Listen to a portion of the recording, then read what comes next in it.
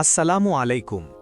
অনেকের মনে কিছু গুরুত্বপূর্ণ প্রশ্ন থাকে, যেমন লাইলাতুল কদরের লক্ষণ কি, বমি করলে কি রোজা ভেঙে যায়, 3 দিন এতেকাফ করা যাবে কি।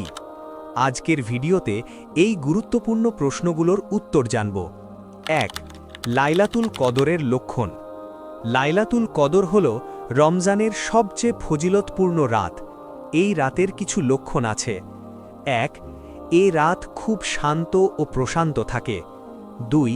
আবহাওয়া খুব বেশি গরম বা ঠান্ডা হয় না। 3.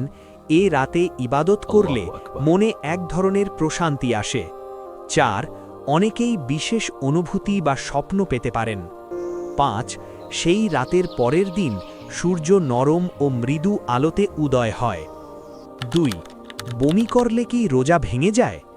এই বিষয়টি অনেকেই ভুল বোঝেন। যদি কেউ ইচ্ছা করে বমি করে তাহলে তার রোজা ভেঙে যায়, কিন্তু নিজে থেকে বমি হয়ে গেলে তাহলে রোজা ভাঙে না। 3 দিন এতেকাফ করা যাবে কি?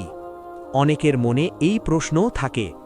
রমজানের শেষ পুরো 10 দিন এতেকাফ করা সুন্নত, তবে কেউ চাইলে কম দিনও নফল এতেকাফ করতে পারে।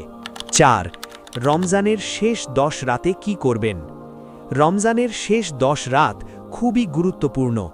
এই সময় আপনি যেসব আমল করতে পারেন: বেশি বেশি নফল নামাজ পড়ুন, কোরআন তেলাওয়াত করুন, বেশি বেশি দোয়া করুন, তওবা ও ইস্তেগফার করুন।